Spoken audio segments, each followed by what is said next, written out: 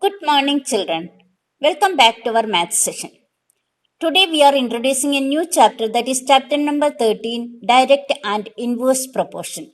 So today's topic is Introduction Part 1 and Exercise 13.1. So let we start. Let's start our new chapter, that is chapter 13, Direct and Inverse Proportions. Topics to be covered in this lessons are introduction, direct proportion, inverse proportion, problem solving using direct and inverse proportion. Okay, so let we start with our introduction part. So what are we going to talk about in direct and inverse proportion? So let's look at some examples to get a brief idea about these proportions. So let's say that you have a car and your car travels certain amount of distance in certain period of time. So let us assume that the speed of the car is to be uniform. That is, the car always traveled in the same speed. Okay. Now let's say that the car traveled maybe 1 kilometer in 5 minutes. Means within 5 minutes the car will cover, distance covered by the car is 1 kilometer in 5 minutes. Right? Let's say that in another 5 minutes, that is a total of 10 minutes now. So in 10 minutes, how much distance did the car will cover? It covered 2 kilometer, right? Similarly, after 15 minutes, how much distance the car will covered? It would have covered 3 kilometer, right? And so on. So basically what we are seeing here is that as the time increases, the car covers more distances. Now, since the car is always traveling with the same speed, so there is no doubt that sometimes the car might travel fast, sometimes might travel slow. That possibilities is ruled out. So, the car is always traveling with the same speed, with a uniform speed. Now, more the time, if you ask the car to travel for 1 hour, it will cover more kilometers, right? More distance. If you ask the car to travel only 5 minutes, it will cover less kilometer, right? So, as the time increases, the distance also increases. So, what do we understand from this? So, considering speed is same, we find that as time increases, as distance covered also increases in such a way that the ratio of time to distance is always remain constant. So we can say that if time t increases, d means distance also increase. So t upon d is equal to k means here k is equal to constant. Okay. So that means if you look at these values, these all are symbol values are given. Means 5 minutes to 1 kilometer, 10 minutes to 2 kilometer, 15 minute to 3 kilometer and so on, right? So these all are symbol values are given, and you can see that the distance to time, time to distance is always means everywhere it is same in a ratio. So what would be understood? That means what is the directive? What would be the directive proportion? So we can give a simple meaning, that means what is directive proportion? Two quantities x and y are said to be in directive proportion if they increase or decrease together in such a manner that the ratio of their corresponding values remain constant. That is, x upon y is equal to k. So k is there a positive number. That means that is constant. Okay, then x and y are said to be very directly. In such a case, y1, y2 are the values of y corresponding to the values of x1 and x2 of x respectively. Then we can say that the formula we can use here is x1 upon y1 is equal to x2 upon y2. Clear? So let's start our question number 1 of exercise 13.1. Okay. The first question is, following are the car parking charges near a railway station up to 4 hours rupees 60, 8 hours rupees 100, 12 hours rupees 140 and 24 hours rupees 180. Check if the parking charges are in direct proportion to the parking time. Right? here directly we can say that, yeah, hours, the time is increasing, so cost also increasing.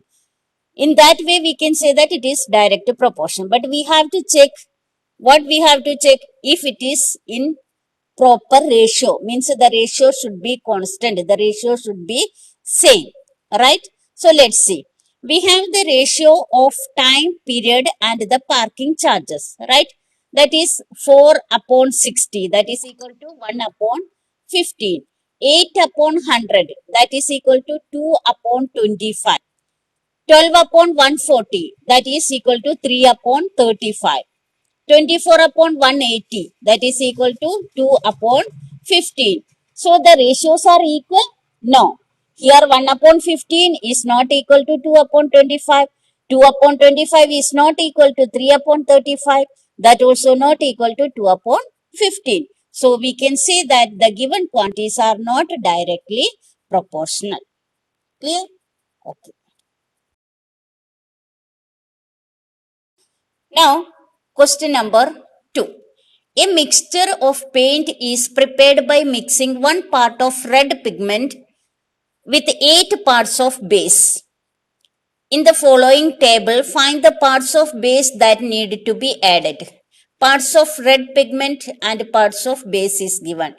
1 part red pigment, that base should be 8. Then what should be for 8 part of red pigment of 7 part, 12 part and 20 part? You should find the parts of base. Solution.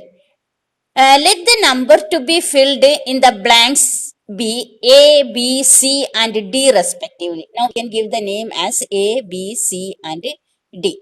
So 1 upon 8, that is equal to 4 upon A, means A upon B is equal to C upon D, like that. Yeah, x1 upon y1 is equal to x2 upon y2. Okay, so here we can cross multiply. 1 into A, that is A. 8 into 4, 32. So A is equal to 32. Now second part, 1 upon 8 is equal to 7 upon B. Like that we will get 8 7 ja 56. So B is equal to 56. Now 1 upon 8 is equal to 12 upon C. So C is equal to 8 12 ja 96. Now 1 upon 8 is equal to 20 upon D. So D is equal to 820 160. Hence the required value of bases are period of red pigment 1, parts of base 8, like as 4 32, 7 56, 12 96 and 20 160. Okay. Now let's do third question. In question number 2 above, if 1 part of a red pigment requires 75 ml of base, how much red pigment should we mix with 1800 ml of base? Let's see. The required red pigment be X part. Let me take the required red pigment be X. Okay. So 1 upon X is equal to 75 ml upon 1800 ml. Let cross multiply. So 1 into 1800 or x into 75. Okay. So left side we can put x into 75 is equal to 1 into 1800. So x is equal to 1800 divided by 75. So that is equal to 24 parts. So the required amount of red pigment is 24 parts. Okay. Now question number 4. A machine in a soft drink factory fills 840 bottles in 6 hours. How many bottles will it fill in 5 hours? Let the required number of bottles be X. So number of bottle here 840 and time in hours 6 hours. Same way X bottles will be 5 hours. Okay. Since two quantities are directly proportional. So let's do. Here x1 upon y1 is equal to x2 upon y2. We can take the formula 840 upon x is equal to 6 upon 5. Okay. So cross multiply. Here 6 into x is equal to 5 into 840. So x is equal to 5 into 840 upon 6. So that is equal to 6 we can cancel in 840, 140 times. So 5 into 140 is equal to 700. So the required number of bottles is 700. Same like as what we are doing in unitary method, right? Okay. Now question number 5. A photograph of a bacteria enlarged 50,000 times attains a length of 5 centimeter as shown in the diagram. What is the actual length of the bacteria? If the photograph is enlarged 20,000 times only, what would be its enlarged length? Let's see. Let the actual length be x centimeter. So here enlargement is given 50,000 times, that is 5 centimeter length. So if it is 20,000 times, then what would be the length? So that we have taken x. So original length, that is equal to 5 upon 50,000 centimeter, that is equal to 1 upon 10,000, that means 10 raised to minus 4 centimeter. Since two quantities are directly proportional, so we can write it like this: 50,000 upon 20,000, that is equal to 5 upon x. So cross multiply 50,000 into x is equal to 5 into 20,000. So x is equal to 5 into 20,000 upon 50,000. So that is equal to 2 centimeter. Clear? Now question number 6. In a model of a ship, the mast is 9 centimeter high, while the mast of the actual ship is 12 meter high. If the length of the ship is 28 meter, how long is the model ship? Let the required length of the model ship be x meter.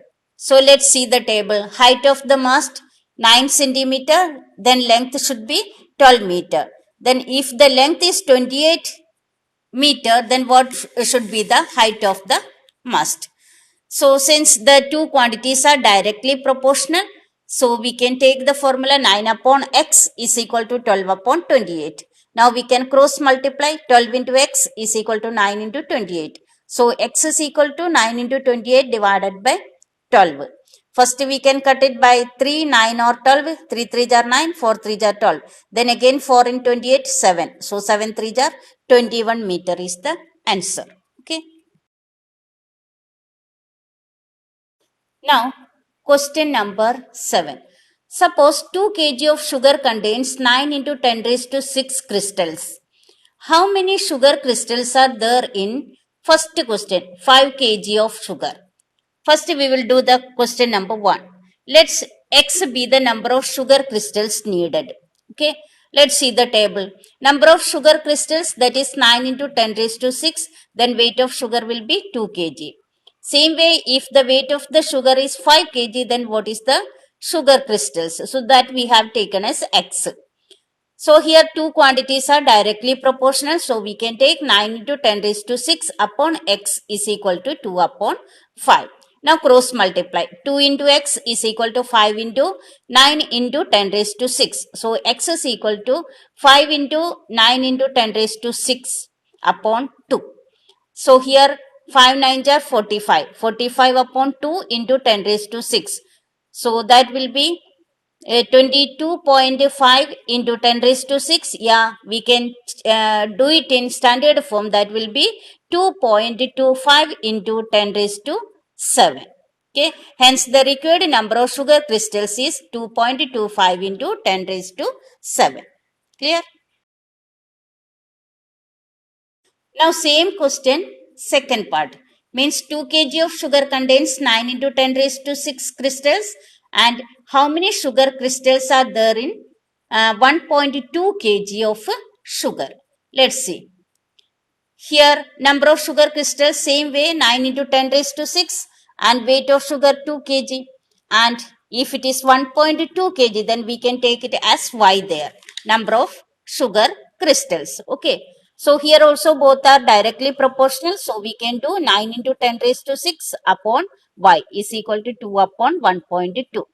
Now cross multiply. 2y is equal to 1.2 into 9 into 10 raised to 6. So y is equal to 1.2 into 9 into 10 raised to 6 upon 2. So here 2 we can cancel there. 1.2 will be 0.6. then you multiply 0.6 into 9, that is 5.4. So y is equal to 5.4 into 10 raised to 6. This is already in standard form. So the required number of sugar crystals is 5.4 into 10 raised to 6. Okay. Now, let's see question number 8. Rashmi has a road map with a scale of 1 centimeter representing 18 kilometer. She drives on a road of 72 kilometer. What would be her distance covered in the map? So here the required distance we can take as x kilometer. So see the table. Scale in centimeter is given and distance in kilometer also. So 1 centimeter is given 18 kilometer. So 72 kilometer would be what? Right? So here two quantities are directly proportional. So 1 upon x is equal to 18 upon 72. So cross multiply 18 into x, that is equal to 1 into 72. So x is equal to 1 into 72 upon 18. So 18 for the 72. So that is equal to 4 centimeter. Hence the distance covered in the map is 4 centimeter. Now, question number 9. A 5 meter 60 centimeter high vertical pole casts a shadow 3 meter 20 centimeter long. Find at the same time, first question, the length of the shadow cast by another pole 10 meter 50 centimeter high. Here one more question is there that we will do later. Okay, first we can do the first question. So here, let the required length of shadow be x meter. Okay. So whatever is given that we can put it in a box. So first column height of pole, second column length of shadow. So the height of the pole is 5 meter 60 centimeter. Then the shadow's length will be 3 meter 20 centimeter. Same way, if the height of the pole is 10 meter 50 centimeter, then length of shadow we have to find. So that is why we have given x meter. Okay. So here the both the quantities are directly proportional. So we can put a 5 meter 60 centimeter upon 10 meter 50 centimeter is equal to 3 meter 20 centimeter upon x meter. So here we are putting in meter now. 5.60 upon 10.50 is equal to 3.20 upon x. Okay. Now we can shift it into first cross multiply 5.60 into x is equal to 3.20 into 10.50. Now we can change it into meter, centimeter, meter to centimeter. So 320 into 1050 upon 560. After that, if we are divided by 100, we will get it in meter. Okay. So now if you are cancelled this and all, you will get a 600 centimeter, that is equal to 6 meter. Okay, so the required length will be 6 meter. Okay. Now continue question number 9. Same second one. A 5 meter 60 centimeter high vertical pole casts a shadow is 3 meter 20 centimeter long. Find at the same time the height of a pole which casts a shadow 5 meter long. Let's see. So here whatever is given, first we can put it in a box. Here height of pole we have to find, right? So that we can put as a y. Let the height of the pole be y. So here 5.60 means 5 meter 60 centimeter height would be the length of the shadow 3 meter 20 centimeter. If the length of the shadow is 5 meter, then what would be the height of the pole? That we have to find, right? So here also quantity will be directly proportional. So we can put a 5.60 divided by y is equal to 3.20 upon 5. So cross multiply 3.20 into y is equal to 5.60 into 5. So y is equal to 5.60 into 5 upon 3.20. If we are cancelled this all, we will get 35 upon 4. That is equal to 8 meter 75 centimeter. So hence the required length should be 8 meter 75 centimeter. Okay. Now question number 10. A loaded truck travels 14 kilometer in 25 minutes. If the speed remains the same, how far can it travel in 5 hours? So let the required distance be x kilometer. So whatever is given first, we can put it in a box. Okay. So distance 14 kilometer, time would be 25 minutes. If 5 hours will take, 5 hours means 300 minutes. So then distance would be x kilometer. So here we know that the speed remains the same. So that is why both are directly proportional. So 14 upon x is equal to 25 upon 300. Now we can cross multiply. 25 into x is equal to 14 into 300. So x is equal to 14 into 300 upon 25. So 25 in 300, how many times? 12 times. So 14 into 12 is equal to 168 kilometer. So the required distance would be 168 kilometer. Clear? Today's session we are winding up here. Okay. So complete your exercise 13.1. All questions do in your notebook neatly. Okay. Thank you.